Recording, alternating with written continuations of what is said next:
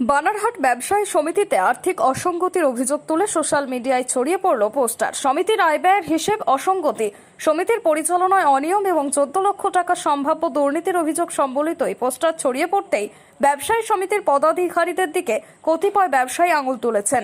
যদিও ব্যবসায়ী সমিতির সম্পাদক ও যুগ্ম সম্পাদক সমস্ত অভিযোগ অস্বীকার করে জানান, আগামী বার্ষিক সাধারণ সভায় তারা স্বচ্ছতার সাথে আয় ব্যয়ের হিসেব, অডিট রিপোর্ট সহ সকল সদস্যদের সামনে তুলে ধরবেন।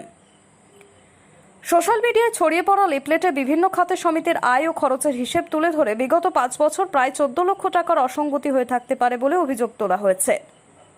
ব্যবসায়ী সমিতির সাম্মানিক সম্পাদক অশোক কনসাল জানান, সমস্ত অভিযোগ একেবারেই ভিত্তিহীন। বার্ষিক সাধারণ সভা ঘোষণার পরেও লিফলেট ছড়িয়ে এমন অভিযোগ তোলা কাম্য নয়। সমস্ত অভিযোগের জবাব সাধারণ সভায় দেওয়া হবে। আজীবন সদস্য এবং এর আগে প্রাক্তন সম্পাদক ছিলাম দীর্ঘ 9 বছর। সেই কারণে একটা দায়িত্ব থাকে। আমি গিয়েছিলাম এবং যাওয়ার পরে যে প্রশ্নগুলো আমার মনের মধ্যে এসছে, যেটা বাস্তবিক, সেই প্রশ্নগুলো আমি গত 18 তারিখে 7 কি 8 নম্বর বক্তা হিসাবে যখন আমার নামটা আসে তখন আমি এটা তুলে ধরি এবং আমার বক্তব্যর শেষে সম্পাদক আমার উত্থাপিত বিষয়ে দাবি করেছি যে প্রথমত কেন অডিট হচ্ছে না, কেন 3 বছরের সময়কালের পরে যে বার্ষিক সাধারণ সভা এই নামে ত্রিবার্ষিক পর হয়, এটা কেন হচ্ছে না, এর কারণ কি। সমিতির তো আর অন্য কোনো ডেভেলপমেন্ট কিছু আমাদের নজরে আসেনি। আমাদের নজরে আসার বাইরে যদি কিছু ডেভেলপমেন্ট হয়ে থাকে সেটা আমাদের জানা নেই। যেমন বিল্ডিং তৈরি করা, আমরা যখন সম্মিলিতভাবে 120 টাকা চাঁদা তুলে, তখন সদস্য সংখ্যাও কম ছিল, সমিতির একটা জমি কিনি, বিল্ডিং তৈরি করি, একটা নিদর্শন রয়েছে সেটা তার বানারহাটে। কিন্তু তার পরবর্তীকালে আমি যখন স্বেচ্ছায় পদত্যাগ করি, তার পরবর্তীকালে কিন্তু আর সমিতির তেমন উল্লেখযোগ্য কোনো অ্যাসেট আমাদের নজরে আসেনি। যা আগে অ্যাসেট ছিল সেইগুলোই রয়ে গেছে। আর সবচেয়ে আশ্চর্যের বিষয়, অডিট কেন হচ্ছে না, এবং তার চাইতে আশ্চর্যের বিষয় যে সমিতি আমরা ওয়েস্ট বেঙ্গল গভর্নমেন্টের সোসাইটি অ্যাক্টের অন্তর্ভুক্ততা পাওয়ার পর যে রিনিউয়াল হয়, সেই রিনিউয়ালটা কেন হচ্ছে না। কত বছর ধরে রিনিউয়াল বকেয়া রয়েছে? আমরা তো ফাইনালি বলতে পারি 2017-তে 30শে জানুয়ারি একটা সাধারণ সভা হয়েছিল নতুন কমিটির নির্বাচনের ক্ষেত্রে। তাহলে সেখানে অডিট পাস হয়েছিল এবং অডিট রিপোর্ট দিয়েছিল। তারপরে কিন্তু আর আর সাধারণ সভা আর হয়নি।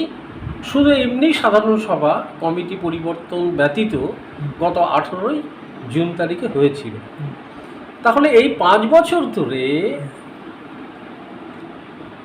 যেমন সমিতির সোসাইটি অ্যাক্টের রিনিউয়াল, পরবর্তীতে অনলাইনে আসার পরে তার যে দায়িত্ব থাকে বা কাজ থাকে, সেগুলো এখনও পর্যন্ত ওভাবেই রয়ে গেছে, রিনিউয়াল হয়নি। গত 18ই জুন রিনিউয়ালের সম্বন্ধিত ব্যাপারে সম্পাদক আমাদের উত্থাপিত অভিযোগের ক্ষেত্রে জবাবি ভাষণে কিচ্ছু বলতে পারেনি। তাহলে আমরা ধরে নেব যে রিনিউয়ালটা হয়নি। তাহলে সংগঠনের রিনিউয়াল 5 বছর ধরে বকেয়া রয়েছে, সংগঠনের রিনিউয়াল নেই, এবং মেম্বারশিপ হিসাব মতো আপনি যে তথ্য বললেন বাইলস অনুযায়ী বাতিল হয়ে গেছে, সেই ক্ষেত্রে সংগঠন কীভাবে চলছে? আমি আশ্চর্য। এখন তো একটা মিটিং হতে গেলে কোরাম লাগে এবং বৈধ সদস্য লাগে। এখন সেই ক্ষেত্রে একটা প্রশ্নের সম্মুখীন এটা উত্থাপিত হয়েছিল, তার কোনো সদুত্তর আমরা পাইনি। এবং 2012-তে সব স্টাবলিশমেন্টের অ্যাক্টের আওতায় বানারহাট আসে এবং আমরা মাইকিংয়ের মাধ্যমে শুনেছি বানার ব্যবসায়ী সমিতি স্বতঃপ্রণোদিতভাবে ব্যবসায়ীদের স্বার্থে এই কমিটির দায়িত্বপ্রাপ্ত যারা আছেন তারা দায়িত্ব নিয়ে ব্যবসায়ীদের সুযোগ সুবিধা, অর্থাৎ এই লাইসেন্সটা করে দেওয়ার ক্ষেত্রে একটা সার্ভিস চার্জ নিয়েছিল। কিছু লোক, আমি প্রাক্তন সম্পাদক হওয়ার সুবাদে আমাকে অভিযোগ করেছিল তারা টাকা দিয়েছে, রসিদ পায়নি। 2012 সালের ঘটনা। 2017 সালে একটা কমিটি পরিবর্তন হয়ে যায়। এখনও পর্যন্ত 2022 পর্যন্ত তারা রসিদ পায়নি, কিছু কিছু লোক লাইসেন্সও পায়নি। মনে হচ্ছে 14 লাখের মতন কিছু হয়েছে, কালকে আমিও হোয়াটসঅ্যাপে পেয়েছিলাম। এখন আপাতত ব্যবসার সমিতি হিসাবে আমি কিছু বলতে পারবো না, এটা যেহেতু এখন এটা সমিতির ব্যাপার আছে, ওই সমিতি কী সিদ্ধান্ত নেবে বা হাউসে কী ডিসিশন হবে ওটা পরবর্তীকালে আমাদের সেক্রেটারি সাহেব আর ক্যাশিয়ার সাহেব আছেন, প্রেসিডেন্ট সাহেব আছেন বা হাউস যারা যেটার ডিসিশন নেবেন ওইটা সবাইকে আপনাদেরকে জানানো হবে, আর ওইটা পাবলিক ডোমেইনে সবাই দেখতেই পারবে। যেহেতু এটার সঙ্গে আমার মানে কি আমার নাম জড়িত আছে, তাই জন্য আমি অ্যাজ এ মানে ইন আ পার্সোনাল ক্যাপাসিটি আমি এটা বলতে চাই কি এটা কিছুই না, এটা জাস্ট মানে কি একটা ক্যারেক্টার অ্যাসাসিনেশন বা কাউকে মানে মেলাইন করার একটা চেষ্টা করা হচ্ছে। আমরা বহুদিন ধরে মানে কি আমি বর্ন অ্যান্ড ব্রট আপ বানারহাটেই, বহুদিন ধরে বানারহাটে অনেক সিনিয়র লোকদের থেকেই অনেকগুলো আন্দোলনতে যোগ দিয়েছি, শিখেছি, যা শিখেছি এখানেই করেছি। তো একটা পাবলিক ডোমেইনে থাকলে অনেকগুলো কাজ করতে হয়, অনেকগুলো কাজ করে আমরা সাকসেসফুলও হয়েছি, অনেকগুলো কাজ এখনও পেন্ডিং আছে বা পারি নাই।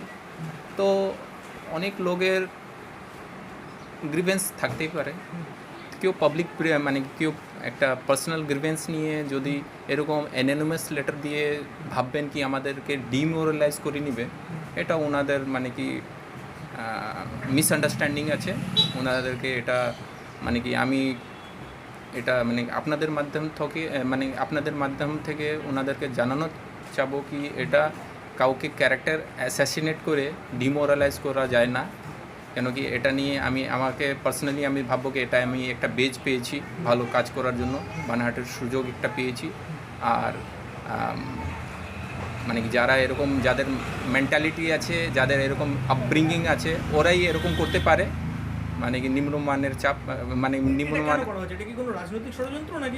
এটা আমি ঠিক বলতে পারবো না। রাজনৈতিক বলতে গেলে আমাদের যেহেতু ব্যবসা সমিতিতে এটা টোটালি অ্যাপলিটিক্যাল একটা অর্গানাইজেশন, নন প্রফিটেবল অর্গানাইজেশন আছে, তো এখানে রাজনৈতিক বলাটা ঠিক হবে না।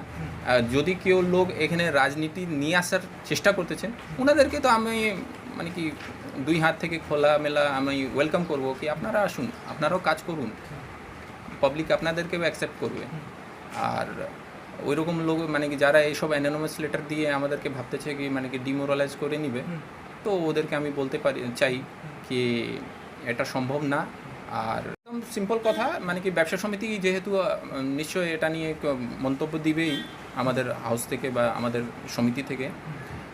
আমি এটাই বলতে চাই কি 2017 থেকে যখন থেকে কমিটি হয়েছিল আজকে 2022, মাঝখানে 2 বছর করোনা কোভিড সিচুয়েশন ছিল, এই 5 বছরে আমাদের সাবস্ক্রিপশন কালেকশনই হয় নাই। আমাদের অ্যাম্বুলেন্স এখনও 10 টাকা আর 12 টাকা পার কিলোমিটার হিসাবেই চলতেছে। যে আপনি যদি ট্যালি করলে বানারহাটে এরিয়াতে এত কম দামে আপনি অ্যাম্বুলেন্স পাবেন না। এটা মানে কি নো প্রফিট নো লসে আমরা চালাচ্ছি। অক্সিজেন সিলিন্ডারও সেম কেস। আমাদের আগে যারা কমিটি ছিল ওনারা হল ভাড়া কাউকে দিত না, কিন্তু ইদানিং আমরা এটা হাউসে পাস করে অনেক গরিব লোক আছে যারা ছোট মানে কি তরুণ সংঘ আছে, বড় ভবন আছে, ধর্মশালা আছে, ওইখানে একটু চার্জেস অনেক ওনারা বের করতে পারবে না। ওনাদের জন্য আমরা এটাও সুবিধা করেছি কি ওনারা শুধু চিঠি লিখলে শুধু ইলেকট্রিসিটির বিল দিলেও আমরা ওনাদেরকে ওই প্রোভাইড করে দিচ্ছি। আর সবথেকে কম চার্জেসেই মনে হচ্ছে দেওয়া হচ্ছে। এটা যা হিসাব ব্যাপারে আছে এটা আমাদের ডিউলি অডিটেড হয়, তখনই আমাদের হাউসে এই জিএমএ প্লেস হয়। আর প্রতি মেম্বার যারা ওইখানে মেম্বার থাকবেন ওনাদের হাতে এক এক কপি সবাইকে দেওয়া হয়। ওই সময় বাদ বিবাদ যা আছে, যার কোনো অভিযোগ আছে, যোগ আছে, সব ওইখানেই ওই প্ল্যাটফর্মের মাধ্যমেই সব ডিসকাশন হয়। उस लिपलेट के विषय में आपको क्या मालूम है और आप क्या बोलना चाहते हैं? देखिए, ये लिपलेट मुझे आज सुबह मिली है आज सुबह व्हाट्सएप के माध्यम से मुझे ये लीफलेट मिली है। बहुत सारे ग्रुप में ये कल आ चुका था, लेकिन मैं व्हाट्सएप में इतना एक्टिव नहीं होने के कारण मैं इसको आज देखा हूँ।